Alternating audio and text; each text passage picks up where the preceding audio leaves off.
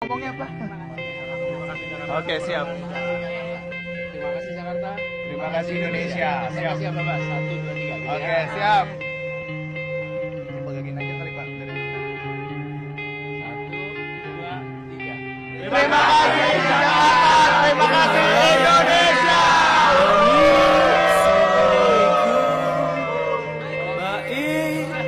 Terima kasih Pak Anies. Terima kasih Bapak.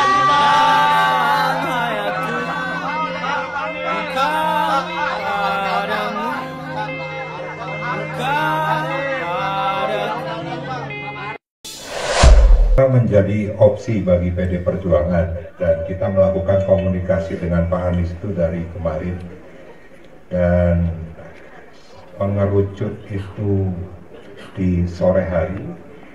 Dan kenapa gagal? Kita menghadapi sebuah tantangan yang sangat besar, tangan-tangan yang tidak menyetujui Pak Anies diusung oleh PDI Perjuangan. Tangan-tangan.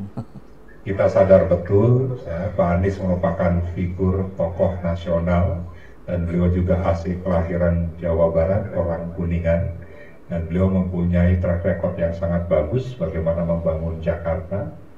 Sehingga kami yakin betul bahwa Pak Anies itu adalah sosok pemimpin yang bisa menyelesaikan segala permasalahan di Jawa Barat.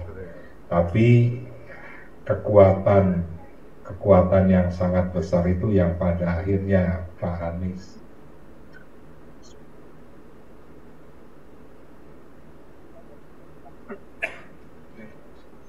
ya. Bu Mega sempat setuju dengan Pak Anies. Ya, ini kan proses yang menjadi bagian yang tidak terpisahkan, dan ini merupakan kewenangan DPR partai. Kami di Jawa Barat tentunya sangat mempunyai keinginan Pak Anies diusung di Jawa Barat setelah beliau tidak jadi diusung di DKI. Ya, kami tidak tahu secara persis proses yang dilakukan oleh DPR partai dan Ibu Ketua Umum, tapi kami menilai bahwa yang sudah mengerucut pada akhirnya bubar itu karena ada tangan-tangan dari luar yang tidak menghendaki Pak Anies diusung di Jawa Barat. Ya Bapak. Ya, Mulyono dan geng. Ya, itu saja Mulyono. Oke, ada yang lain? Mulyono dan geng. Ini. Pak, satu kata buat Pak Mulyono dan the gang apa Pak? Ya, Pun Mulyono nggak usah cawe-cawe lagi lah di pilkada. Biarkan rakyat bisa mempunyai pilihan sesuai dengan hati nuraninya, sehingga terpilih pemimpin yang terbaik untuk Indonesia, untuk provinsi dan untuk kabupaten kota di seluruh Indonesia. Mulyono and the gang.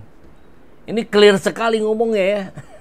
Seolah benar ada permusuhan antara PDIP dan Mulyono. Tapi kok bisa juga dengan clear disampaikan kenapa batal? Karena ada tangan-tangan di luar yang tidak setuju. Siapa yang tidak setuju itu? Ya Mulyono and the gang. Jadi gimana? Kalau Anda tidak merasa bisa dipengaruhi, ya kenapa Anda terpengaruh? Kan begitu ceritanya ya. Bukan berharap menyesal Anies kenapa nggak nyagup di Jawa Barat. Justru kita senang karena justru versi Pak Anies lah yang menolak. Nah, nanti ada cerita lengkapnya. Katanya hari ini Pak Anies akan bercerita panjang lebar ya tentang perjalanannya. Dan itu menarik untuk kita simak sebagai pembelajaran politik kita ke depan agar tidak dibodohi oleh partai-partai politik, oleh elit-elit politik yang ada di Jakarta. Gitu. Nah, ada lagi nih ya, apa coba? Ini Faisal Assegaf bicara di LSI juga tak kalah kerennya. Bagaimana bicara tentang sosok Jokowi dan Megawati yang sama saja, sami mawon. Ibu Megawati adalah Jokowi dan Jokowi adalah Ibu Megawati yang diikat oleh nawa dosa, hipokrasi politik. Mereka ini saling menikmati dan berbagi kekuasaan, hanya ribut pada saat penentuan pilpres atau pilkada. Tapi Ibu Megawati dan Jokowi tidak ribut soal beban utang luar negeri, tidak ribut soal IKN yang diprotes oleh mahasiswa, tidak ribut soal gejala kekacauan ekonomi dan sosial, tidak ribut menyangkut beban pendidikan. Jokowi hari ini tampak bobrok dan dianggap gagal karena dia adalah produk yang sangat diperjuangkan sungguh-sungguh oleh Ibu Megawati, oleh Puan Maharani, oleh PDIP. Tidak ada ruang perpisahan antara Ibu Megawati dan Jokowi. Dan dalam konteks DKI, ketika Ibu Megawati menggendong Pramono Anung yang dia titipkan sebagai orang paling dipercaya oleh Jokowi untuk masuk di Pilkada DKI, maka publik menangkap selama ini perbedaan hanya pada narasi, tapi pada senyawa hitam kejahatan di dalam gorong-gorong. Ibu Megawati, PDIP, dan Jokowi adalah satu kesatuan yang akan bergulir ke depan menjadi musuh bagi kelompok gerakan perubahan. Tolong sampaikan ini kepada Ibu Mega. Saya akan berdiri di sana untuk terus memperlihatkan wajah asli Jokowi, wajah asli Mega, dan PDIP adalah senyawa dalam kimia yang bermasalah dalam ruang demokrasi. Kawan-kawan yang suka memutar balik, mencuri di tikungan, seolah-olah adanya di ujung kekuasaan Jokowi perbedaan signifikan dengan Ibu Megawati. Tidak ada. Tidak ada sama sekali. Ini satu paket perbudakan politik dengan sistem kepatuhan atas nama kebohongan sejak awal Jokowi diperjuangkan. Pertanyaan terakhir. Publik menunggu. Kalau semua elit PDIP mengatakan Jokowi gagal, Jokowi bermasalah, Jokowi perusak demokrasi, tolong Ibu Megawati lewat fraksi di fraksi PDIP menyatakan secara terbuka, memberi rekomendasi kepada Komisi 3 untuk mendesak KPK, Kejaksaan, dan Kepolisian untuk segera memproses seluruh dugaan keterlibatan Jokowi, Kaisang, dan Gibran.